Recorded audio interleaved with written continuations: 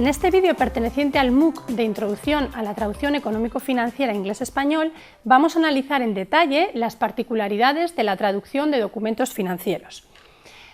Tal y como habíamos expuesto en vídeos anteriores, resulta complicado definir desde un punto de vista teórico qué son los textos económico-financieros. Habíamos visto que podíamos identificar 4 dimensiones sobre las cuales o en las cuales basarnos para acercarnos de una forma más clara a este tipo de textos. Habíamos identificado el campo de conocimiento, el nivel de conocimiento de los receptores, la situación comunicativa, es decir, la finalidad que tiene el texto, y por último, los participantes en la comunicación que genera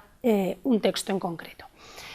Si prestamos atención a una de estas ramas, en concreto al campo de conocimiento, encontramos unos textos que podríamos denominar textos financieros que tienen unas características concretas y que desde el punto de vista de la traducción resultan muy interesantes. De ahí que hayamos considerado pertinente realizar un vídeo específico sobre las particularidades que presentan este tipo de textos. Para definirlos de una forma más clara y que nos permitan ver sus particularidades desde un prisma más amplio, consideramos pertinente acercarnos a este tipo de textos desde 3 perspectivas diferentes, siguiendo a Hattiman Mason, la obra de 1990. Por un lado, la dimensión pragmática que presentan este tipo de textos, por otro lado, la dimensión comunicativa y, por último, la dimensión semiótica.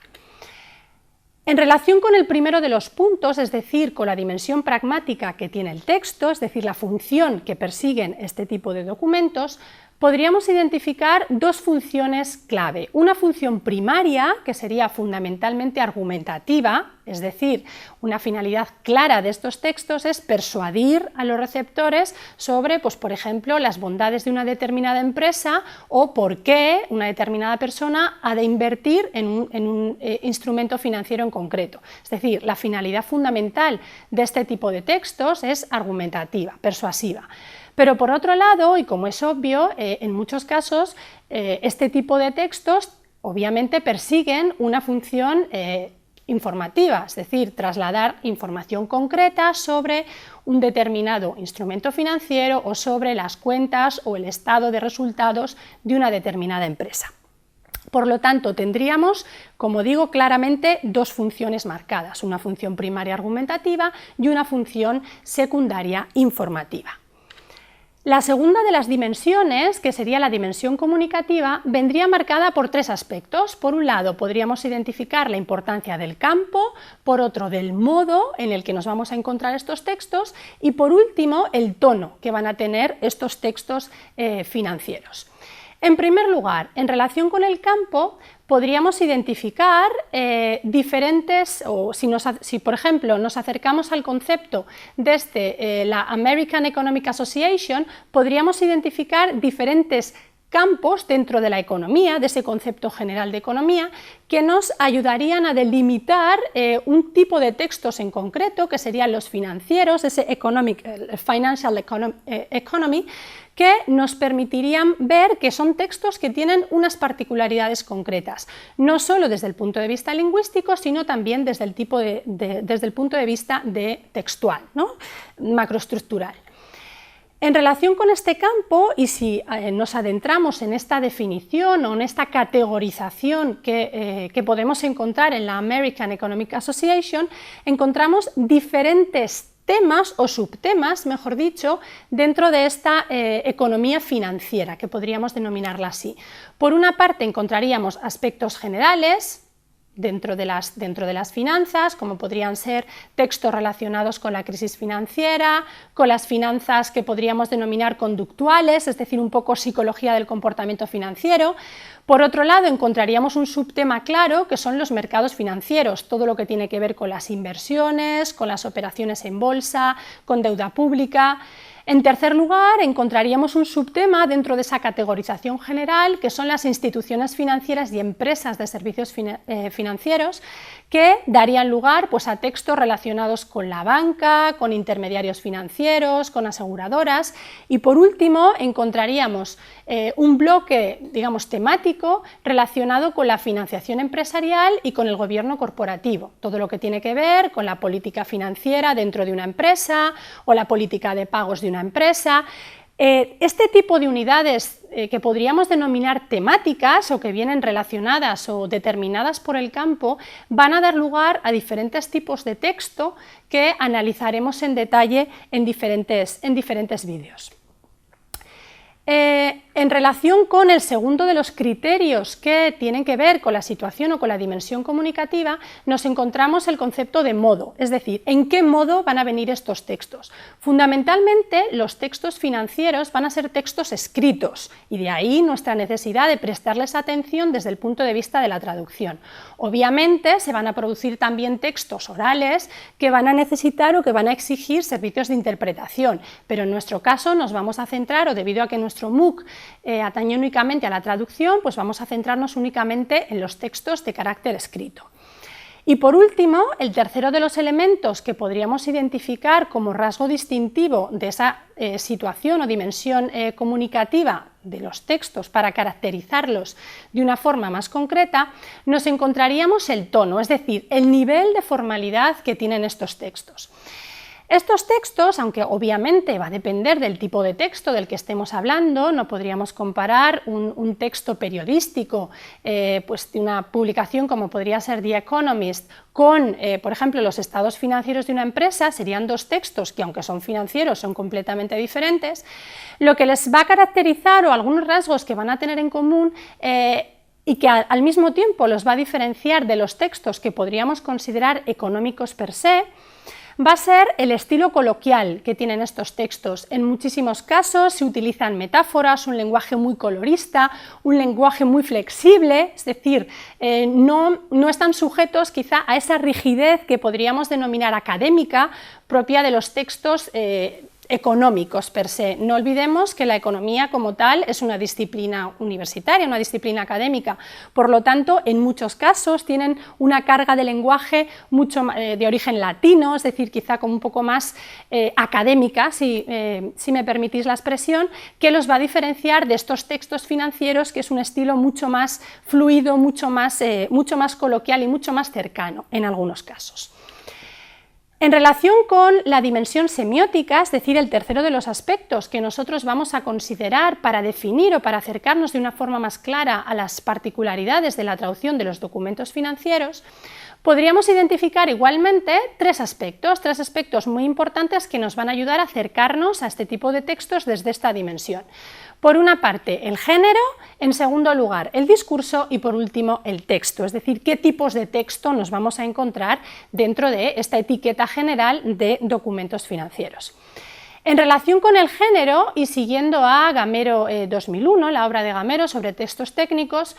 son 5 los elementos que van a determinar o que van a permitir definir las particularidades de un determinado género. Algunos ya los hemos abordado en este vídeo, es decir, la función textual, ya hemos hablado de la función que tienen este tipo de textos, la situación comunicativa, también hemos definido los rasgos que son identificadores de la misma. Sin embargo, hay otros elementos dentro de este concepto general de género que sí que nos van a permitir acercarnos un poquito más a estos textos financieros. Por ejemplo, el género vendría determinado, que en este caso sería textos financieros, vendría determinado por unos rasgos convencionales en los textos, es decir, muchos de estos textos, y lo veremos en vídeos posteriores, tienen una estructura muy marcada, tienen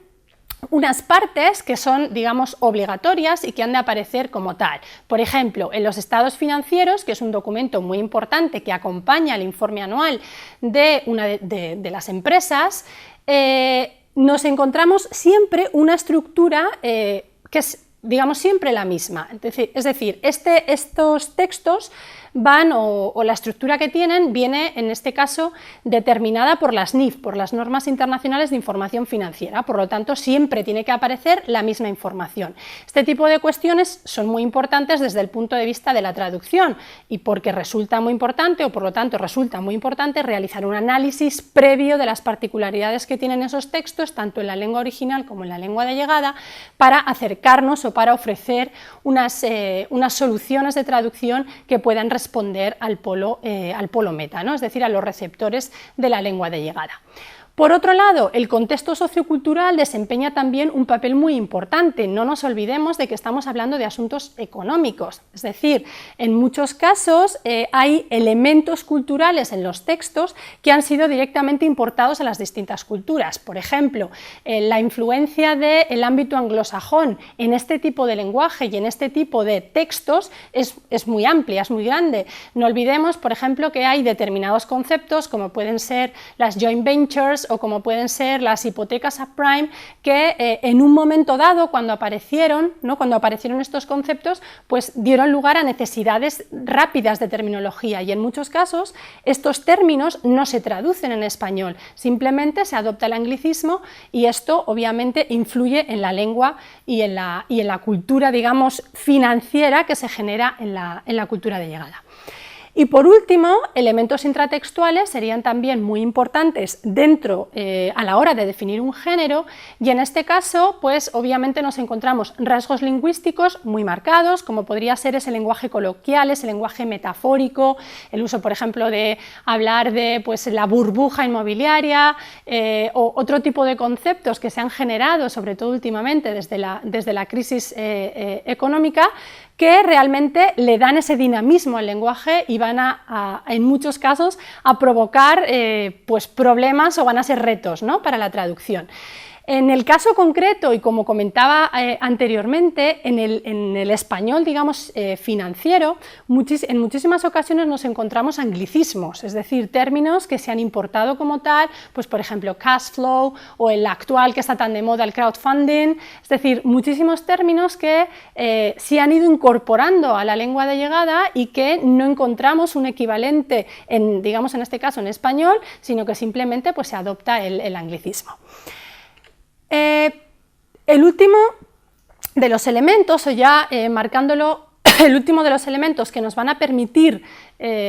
definir de una forma más clara los documentos financieros, van a ser las particularidades del discurso. Para hablar de las particularidades del discurso, de este discurso financiero, consideramos pertinente basarnos en la obra de Cabré de 1993, la tan consabida y que se ha utilizado tanto, la obra de la terminología de María Teresa Cabré. Para centrarnos en la definición de estos documentos financieros, deberíamos atender a tres parámetros, que son los que ella establece para identificar las particularidades de los lenguajes de especialidad. Por un lado, la temática, que ya hemos abordado; por otro lado, la situación comunicativa, que ya hemos abordado; y por último, los usuarios que intervienen en esta comunicación. En el caso de los textos financieros nos encontraríamos diferentes situaciones comunicativas. En algunos casos tendríamos comunicación experto a experto, pues por ejemplo una memoria anual que obviamente la emite un receptor especializado y cuyos potenciales, un emisor especializado y cuyos potenciales receptores pues son inversores. Obviamente la comunicación es comunicación de experto a experto. Sin embargo, nos encontramos también otra situación de comunicación que podría ser comunicación experto a no experto, pues toda la prensa, por ejemplo, escrita por un emisor especializado, pero que va a receptores no especializados. Sobre todo, actualmente nos encontramos incluso en la prensa general muchísima información de carácter financiero que no va dirigida a un público experto. Por lo tanto, tendríamos, como digo, estas dos situaciones de comunicación completamente diferentes. El último de los elementos que nos permitirán definir la dimensión semiótica será el texto, es decir, qué particularidades y qué tipo de textos nos podemos encontrar dentro de esta macroetiqueta de textos financieros. Pues obviamente los textos van a venir marcados por la situación comunicativa en la que se producen.